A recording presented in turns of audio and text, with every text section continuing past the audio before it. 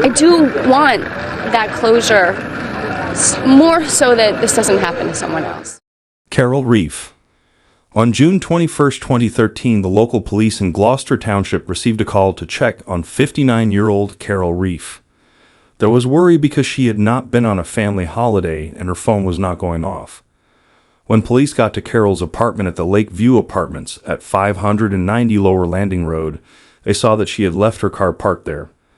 They found Carol's body on June 24th behind the old maintenance building of the complex at 11:47 a.m.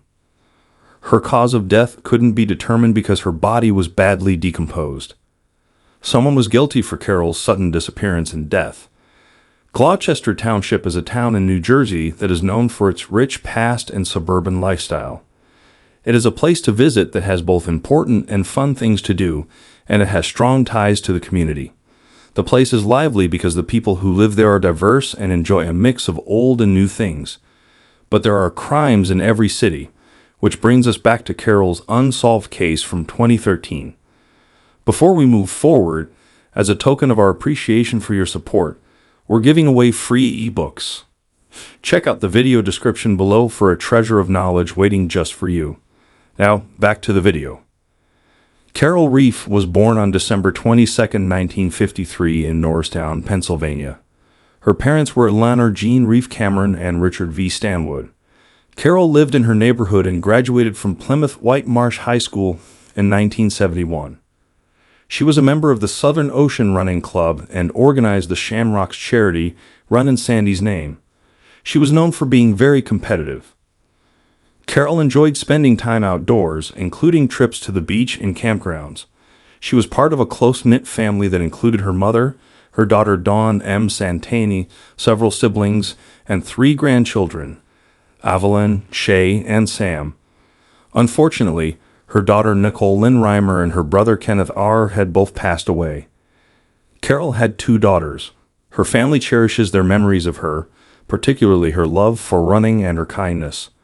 She remained committed to her passion for running, participating in 5K and half marathons, even during challenging times like the Boston Marathon bombing.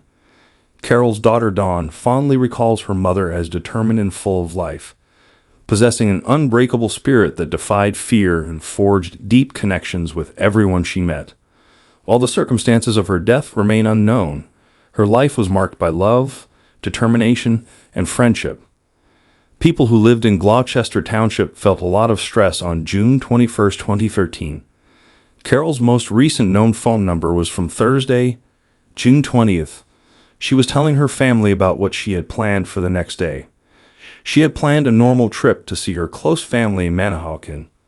You can only imagine how worried and scared everyone was when Carol did not show up as planned. It felt like hours went by before her worried family could take it no longer. With the information they had, they called the Gloucester Township Police for help because they had a feeling that something was not right. When the police arrived at Carol's apartment, it was expected to be a safe place. However, it turned out to be the epicenter of a mystery. No one knows for sure how scary that picture must have been for the cops.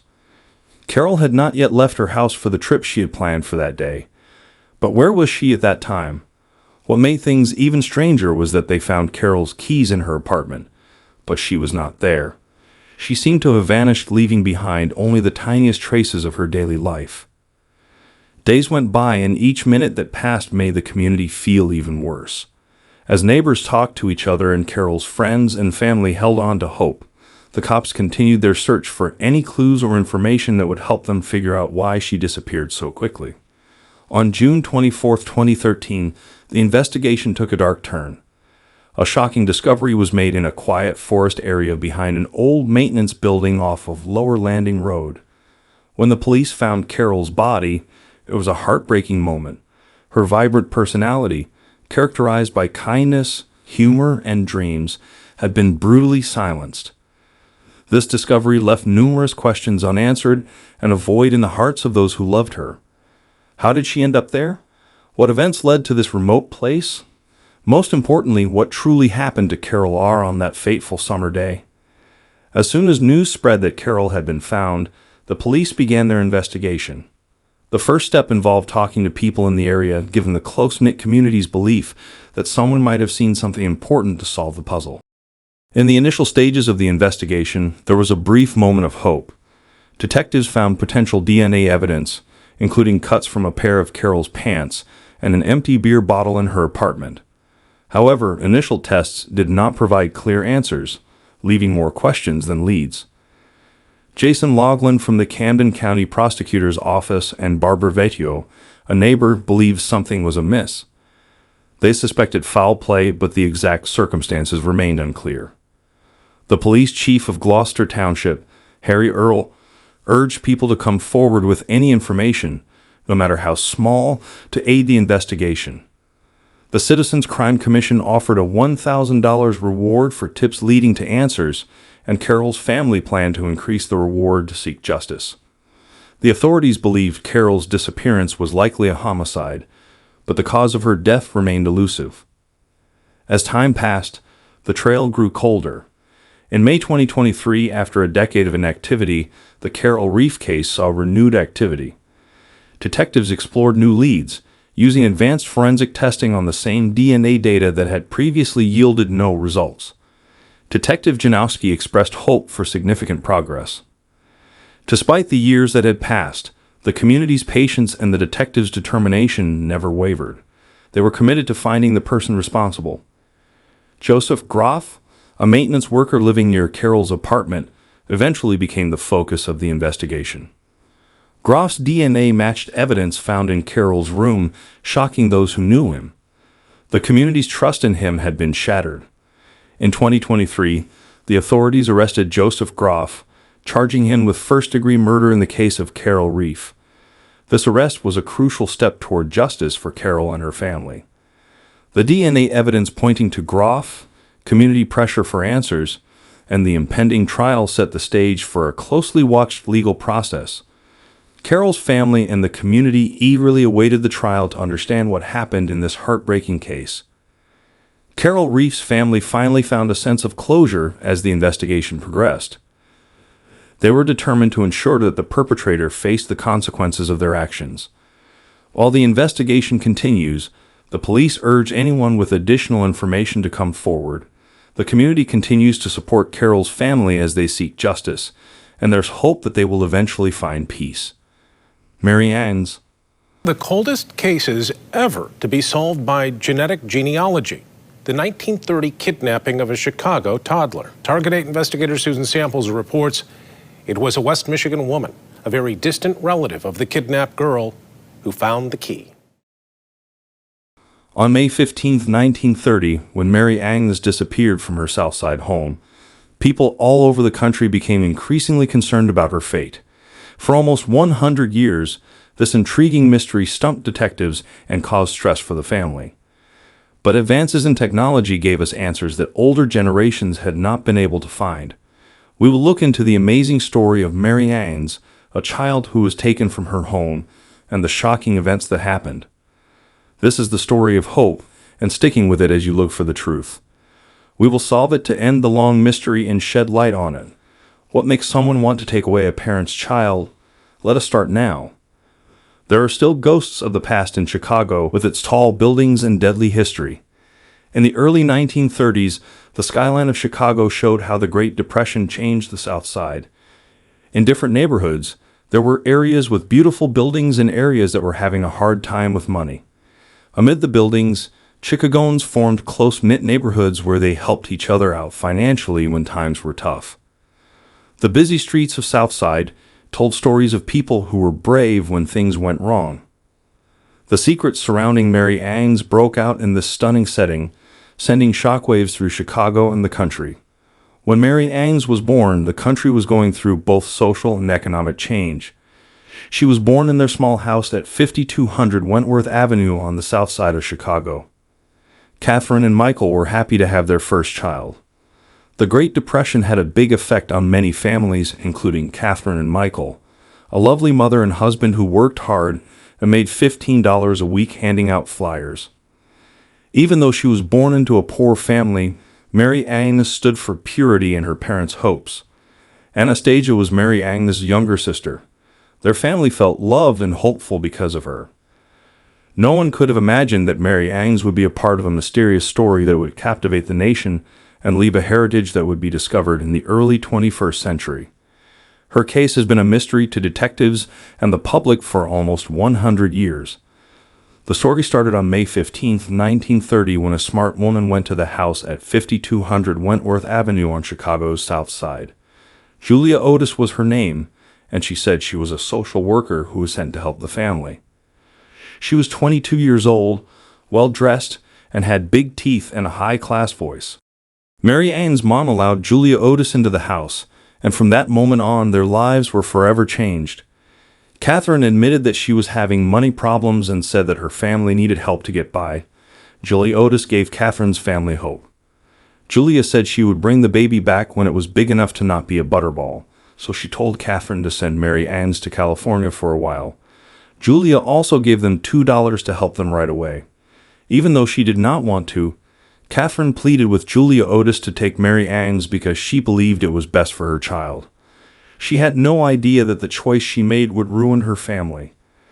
The next day, Julia Otis brought baby clothes to the Moronis because Catherine was expecting another child.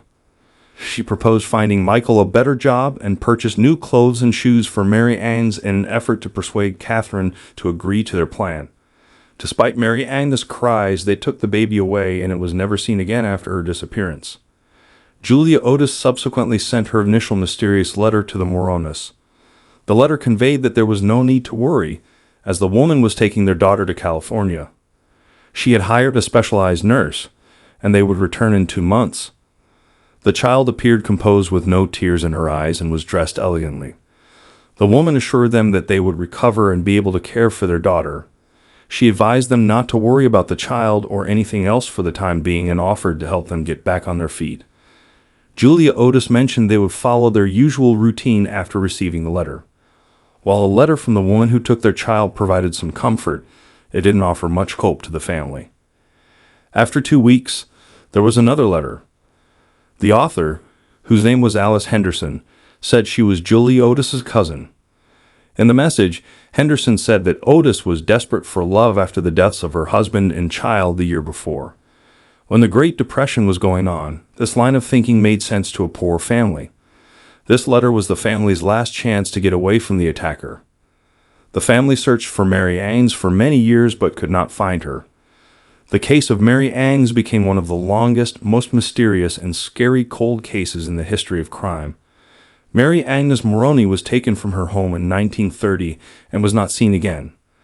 There were a lot of leads and possible sightings, but the family and police were not sure what they were seeing. An awful child went missing, and soon after, a lot of important things happened that set off the frantic search for the child.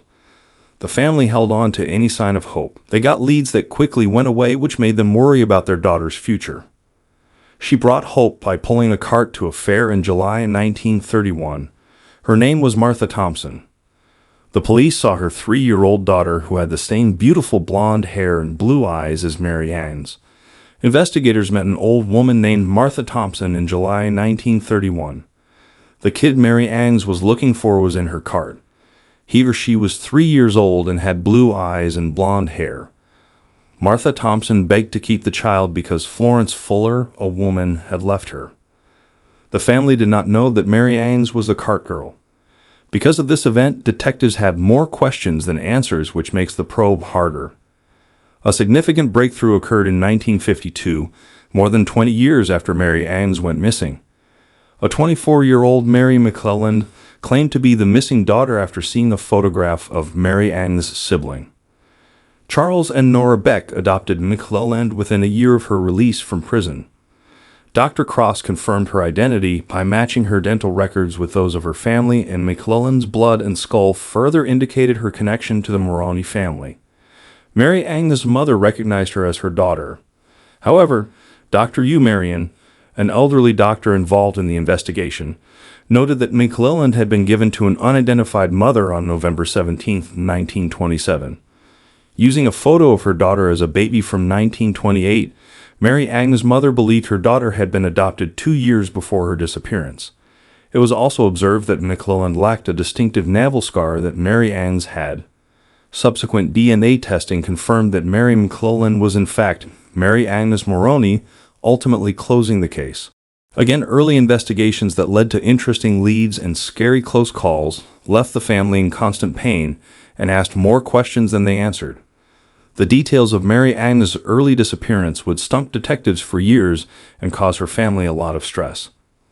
The Mary Agnes case, which had been unsolved for more than 100 years, got a boost in 2023 that no one saw coming. Detective Jose Rodriguez of the Cook County Sheriff's Office had a tough case when Mary Agnes went missing. Because of his dedication and new technologies, things became clearer. Detective Rodriguez began to bring this cold case back to life by going through old, worn-out police records. His big break came from an online forum where a family friend told him who they were. This digital link was the start of a journey and study that would change the world. Some family members' use of websites like 23andMe and Ancestry changed the direction of this investigation. These services for genealogy and keeping track of family ties put new light on this case. It was lucky that they were able to find an unknown cousin in the database. Through her use of these tools, Jeanette Bard's granddaughter Lori Hart made a big difference in this newfound optimism. Based on her DNA, Lori was either a second or third cousin. It was important to find this new genetic link between the Morons and the Burchards. It made us think that Mary Agnes might have been pretending to be Jeanette Burchard for many years. This new study was about more than just forensics. It turned out that Mary Agnes was really Jeanette Burchard. The family could stop looking for the truth for so long and catch a glimpse of it.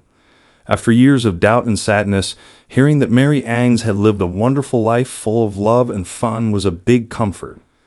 People who knew the answer to this mystery may remember a family member who has died during this sad time. The fact that Jeanette Burchard was named as Mary Agnes made this case different from others in the past. DNA tests ruled out identifications and good leads. This time, DNA data matched, showing that the two families share a common ancestor. Even with this amazing finding and strong evidence, the police still have not solved the case.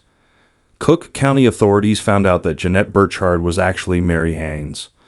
To be sure, they found Jeanette Burchard and Catherine. It is hard to get DNA from bodies that have been dug up. Everyone involved needs to give it a lot of thought and agree. Lori Arnold, Jeanette Burchard's daughter, does not think this is a good idea. Even though an exhumation would prove the person's identity, families and the community would likely feel a lot of different feelings and concerns. Still, not much is known about Julia Otis, the woman who disappeared at the family's front door in 1930 and started this terrible event. What drew Julia Otis to this case, and how is she or anyone else responsible for taking Mary Agnes? But it is also not clear how the Burchards raised Mary Agnes. No one knows what pieces of her life were missing or how she became Jeanette Burchard, the woman who lived for decades with a fake name. Even though Mary Agnes Moroney's case is still ongoing in court, the reunion of two families and the information shared about her life as Jeanette Burchard have given those who have been dealing with it for almost 100 years some peace of mind. This new look at the case shows how useful current forensic technology is, how strong family ties are, and how determined people are to find the truth even in the oldest and most sinister cold cases.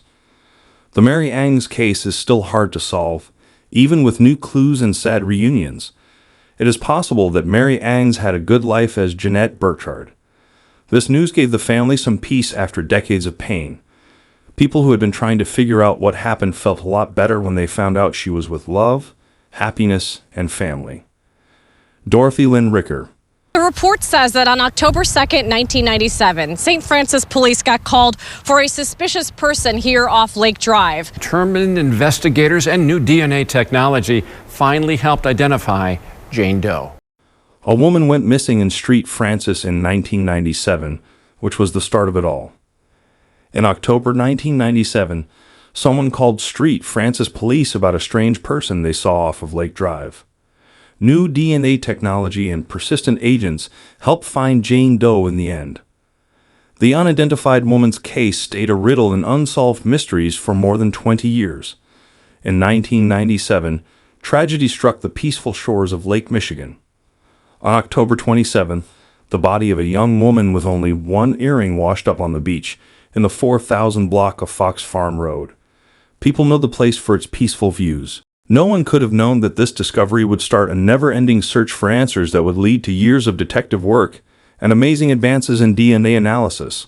It would finally tell her family who the strange woman was that they had been waiting so long to hear. How did the death of a young woman in Manistee County's peaceful sanctuary remain a secret for 25 years? What unexpected events and scientific findings would lead to the identification of the woman by the shore of Lake Michigan? Let us look into it. The peaceful shores of Lake Michigan were the setting for a disturbing story that had been going on for more than 25 years. Join us as we try to figure out what happened to the woman whose life and untimely death by the lake have stumped police for a long time. The shoreline of Lake Michigan on the Great Lakes is beautiful. It goes along the eastern shore of Lake Michigan for about 3,000 miles. The long beach offers a lot of different things to do and beautiful views. People who love the sun and like to explore the beach can soak up the rays for miles. Views are stunning from the tops of majestic sand dunes that reach heights of almost 450 feet. It is a nature lover's dream with beautiful plants and hiking tracks that go beyond the beaches. The beaches of Michigan are beautiful all year round. During the summer, families often do water sports and make sandcastles. Hikers and people who just like to look at leaves rush to the forest as the leaves turn bright colors. In the winter, the shore's ice sculptures look stunning when they are frozen. In the spring, wildflowers and migrating birds bring new life. People who live and visit this area have loved it for a long time because it is full of culture and natural beauty. A peaceful suburb on Lake Michigan was a safe place to escape the outside world until October 27, 1997, when a terrible finding sent shock waves through the area for years. Someone had broken the peace in the 4,000 block of Fox Farm Road, where the lake's waves hit the beach. This lovely spot in Manistee County has been a refuge from the rest of the world for a long time. It has beautiful beaches and stunning views of Lake Michigan. Both locals and visitors enjoyed the beauty of nature. Unfortunately, that terrible day in 1997 broke the peace. A young woman's body, with only her earring on, came up from the water looking like a horrible offering. The calm flow of the water was nothing new to the area, but on that terrible day, a scary surprise showed up out of nowhere. People in the area had never heard of this sad woman from Lake Michigan. Her naked dead body saw an unbelievable tragedy happen. The people who lived there were shocked when they heard about this terrible thing. Their surroundings, which had seemed safe at first, were now scary and out of the blue. How could this young woman have died with them? Why did she go to Lake Michigan? Why did she feel so alone there? The police had to figure out what was going on. An earring was the only thing that could be used to identify the body, which made detectives and the community nervous. Over the years, the story of the strange woman in the neighborhood got scarier. The scary memories she kept having made her realize how unstable life is and how unsure things are all the time. What happened to her was still a mystery. It cast a constant shadow over the once peaceful shoreline of Michigan, its secrets echoing through time and asking for answers that would never come. After the woman's body washed up on the calm shores of Lake Michigan, the first investigation into her death left a lot of questions open and not many leads. The people had a hard time understanding the unpleasant secret. Investigators from the police have been looking for the truth for a long time. Using the body's single earring to identify it, local authorities began an immediate probe into the death. The police had to figure out how she died. The original autopsy on the body found out how she died. She drowned and choked to death. This sad news helped us understand how she died and made us wonder what else might have happened. After the exam, no one could figure out how she drowned. How did a young woman who was naked fall into Loch Lake and drown? Was it a terrible accident, or did someone do something wrong? Because these problems kept happening, people in the community became more determined to find solutions. There were no hints to help identify her or explain how she died, which made the situation confusing. Her naked body did not give away any clear clues, and her description did not match any missing person reports. She looked like a ghost who had just risen from the water, leaving no sign of who she was or how she had died. The first big problem with the probe was finding the victim. Without a name, the puzzle was very hard to figure out. For tips, police checked with police departments in states that were close by, but for a long, painful time, their efforts failed. Detectives from the MSP Cadillac Station and the MSP Missing Persons Coordination Unit took up the case again in September 2020, 23 years after she was last seen. Their goal was to solve the case that had been open for 20 years. The exhumation of bodies for better DNA testing was a key step in the resurrected probe. This important step revealed that the victim had died too soon. Asria Forensics, which does forensic DNA genealogy, got her bone samples. Looking at her body was a big step forward for the case, but it also showed what problems still needed to be fixed. Because the bone samples were so old, standard DNA tests did not work. When looking for answers, another problem needed creative solutions. The study went ahead even though there were problems. In July 2021, forensic genetic genealogy found a possible family link that led police to the Thigpen family in Acton, Maine. The DNA Do project used research genetic genealogy to help find out who the dead person was. The York County Sheriff's Office in Maine was involved in order to get DNA samples from a possible brother. The officials got reference samples of a possible daughter's family's DNA to figure out who she was. The 1997 Milwaukee Journal Sentinel stories about her interactions before she went missing helped the DNA Do project's careful work. Because the bone sample was broken down, more DNA tests were needed to figure out who the woman was. They sent bone samples to Intermountain Forensics in Salt Lake City for advanced next-generation sequencing to help identify them after regular tests failed. Intermountain Forensics and the DNA Diagnostic Center found and named the bodies in December 2022. The victim's name was found after 20 years of searching. She was last seen in Wisconsin on October 2, 1997 at 12:30 p.m. It turned out that her name was Dorothy Lynn Ricker. Dorothy Ricker's case began with a lot of misunderstanding, anger, and few leads. An unidentified woman kept showing up in the community and bothering investigators. She was a steady reminder of the secrets that can be found anywhere, even in the most peaceful places. Dorothy Lynn Ricker was born in Chicago, a busy city and world of endless potential. Without any experiences or goals, her life was like a blank canvas ready to be filled. In the fall of 1997, Lynn's life took a sudden turn toward the beautiful shores of Lake Michigan. The cops spent years trying to figure out where this young woman was and how she got there, but they now have the answers. With Dorothy Ricker's confirmed identification, a case that had been bothering a town for more than 20 years and stumped police was over. After her family's newfound knowledge of her terrible death, an investigation began to try to find out what happened and give them peace of mind. Once Dorothy's name was known, detectives tried to figure out how she disappeared and drowned. They searched through old records, talked to people who had seen her in the days before she went missing, and went back to places she often went. On October 7, 1997, a Milwaukee Journal Sentinel article had important details. The article showed how long Dorothy had been missing. After she disappeared, Street Francis residents reported seeing a body in the lake, but it had vanished before the police could locate it. This disturbing information made people wonder if Dorothy had been a victim of murder or was in terrible pain before she drowned. Dorothy ran out of gas on October 2, 1997. The Waukesha County Sheriff's Office drove her and gave her $10 for gas.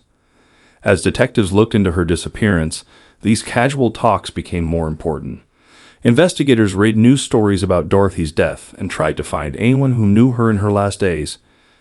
These links might give you clues about her plans, attitude, and whether she had met any suspects or threats. Newspaper stories from 1997 in the Milwaukee Journal Sentinel put Dorothy near Lake Michigan right before she was taken.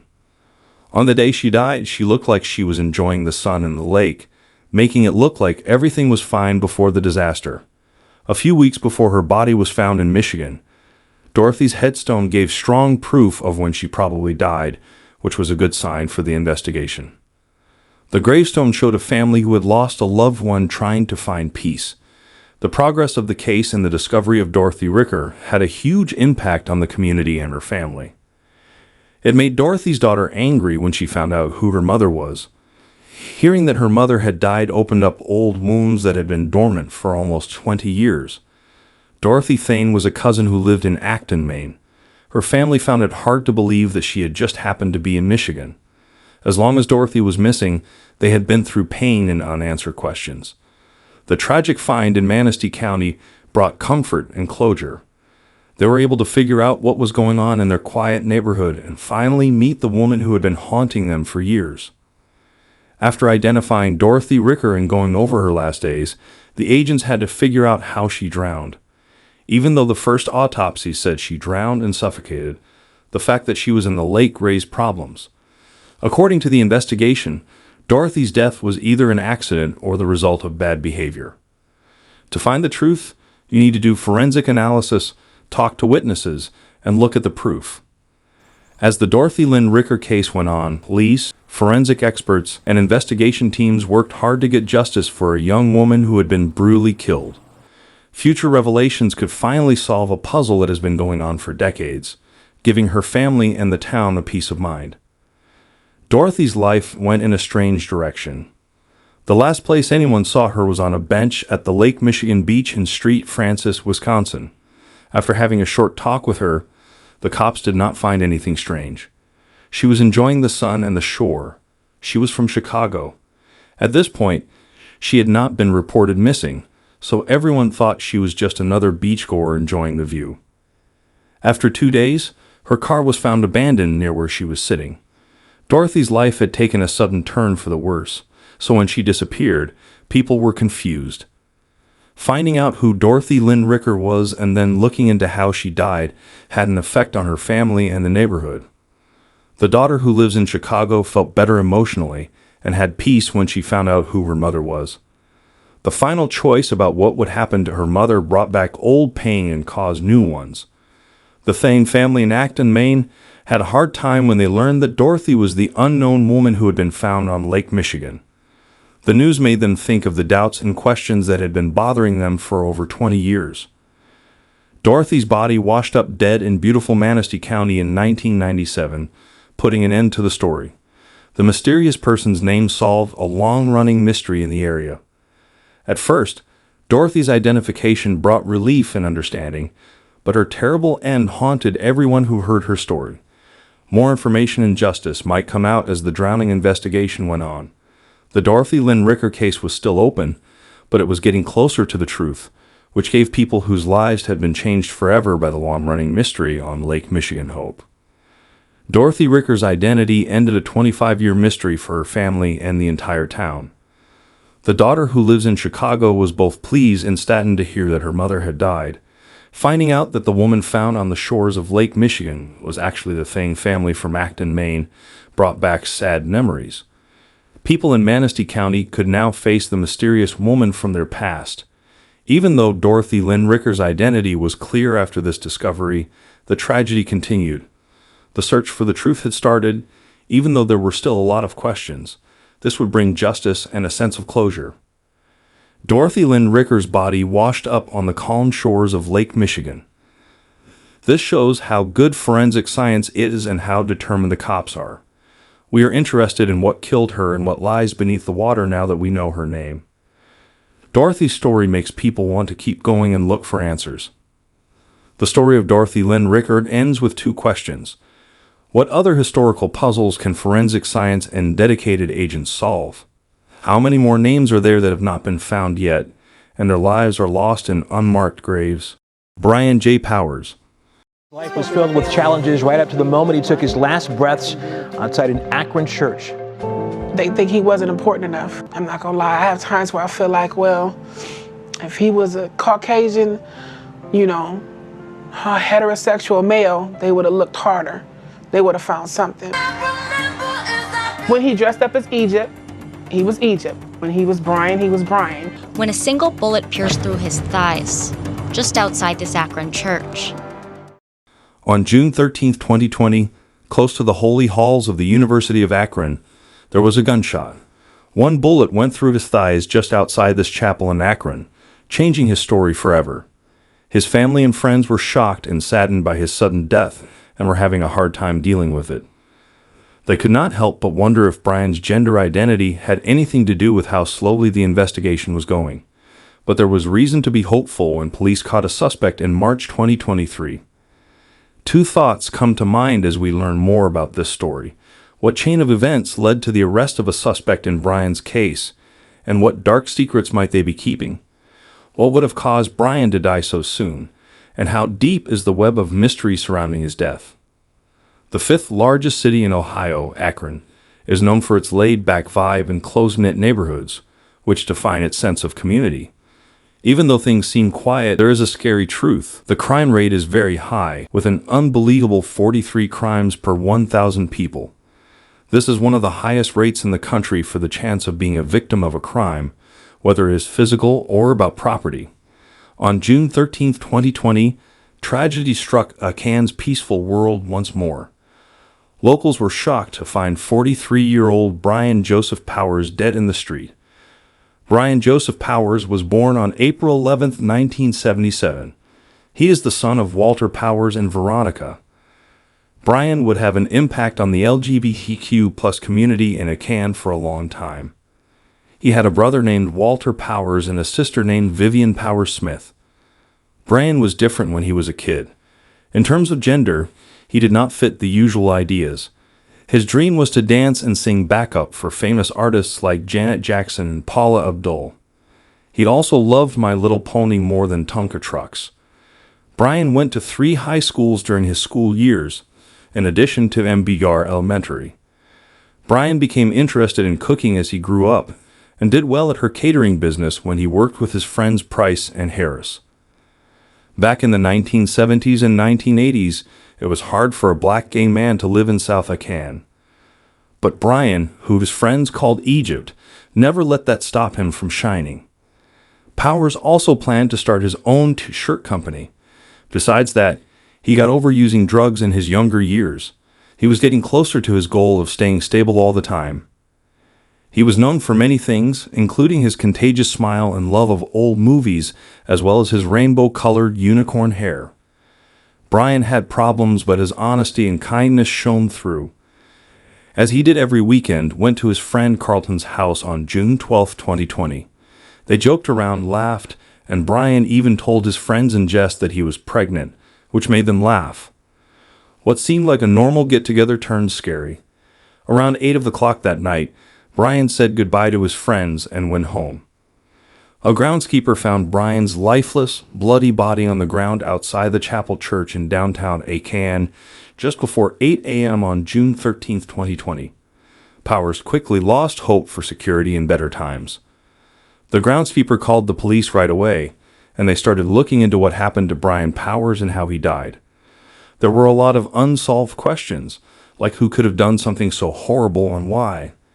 Police quickly responded after finding Brian's body lying face up on the sidewalk near East Mitchell Avenue and Chapel Drive. During a thorough search of the area, they only found a nearby cell phone. There were no gunshots, shell casings, or signs of a fight that would have helped them figure out who did. When the police found out about this strange situation, they sent Brian's body for an autopsy. The medical examiner's office said that Brian died from a single bullet that went through both of his thighs. He had only made it about 100 yards before passing out in front of the chapel church. Brian was a highly religious person who tragically died next to the church, where he felt that God's love was stronger than his body. The exact moment of his death was never found, but the cell phone that was found at the crime scene gave police important clues. Investigators into Brian's death had more questions than answers as the case went on. Who killed Brian? Why? They asked Brian's family and friends to help them find the truth. His sister recounted that on the night before his death, Brian attended a party and was walking back to home. She thought that Brian might have been the victim of hate crimes. Brian had a close friend named Carlton Amos who was upset when he heard about his death. Just a week before, they had celebrated Brian's 8 months of sobriety and newfound stability by talking about their hopes. Brian was excited about starting a t-shirt company, so it was hard for Carlton to believe that his friend had died so quickly. Others had ignored Brian's repeated mentions of a violent end, but now it seemed too real. Brian could quickly make connections with people that mattered to them. He was both charming and strongly guarded. He could attract people to him with an unstoppable force, but he could also sometimes make them angry. At Brian's funeral on June 21, 2020, an African-American gay man told a touching story about how Brian had saved him from a harassing man at the transit center, which led to an unexpected relationship. This interaction showed Brian's strong sense of justice and his willingness to stand up for his own rights and the rights of people else. It was thought by the police that Brian's sudden death was related to a fight with someone, possibly as revenge for an earlier argument. However, it was hard for them to figure out what happened because there were no obvious signs of fighting at the murder scene. Brian Power's sister said that the search for answers was very painful. She said, "It has been a little torturous, this process, and because of how he was taken, the search for answers in Brian Power's case continued, but it led to frustrating dead ends. As his family and friends lost hope, they thought that the police were not giving the case the time and resources it needed because of his race and gender. His could not fathom why no one had come forward as a witness, even though the event took place in public. She remarked that someone should know something, but nobody had shared any information. The police say they have no leads. Brian's family decided to handle things on their own because they were desperate for justice and answers. To raise reward money, they created a GoFundMe page in the hopes that someone would come forward with information about Brian's sudden death. They stayed hopeful that a breakthrough would happen in the end because every dollar donated helped. It was a letdown when the investigation came to an abrupt end, leaving the family to ponder the unbearable possibility that they would never find the answers they so desperately sought. In addition to being a murder victim, Vivian Powers stressed how important it was to remember Brian as a kind man, a brother, a son, an uncle, and a friend. To those who loved him, he and his life was important.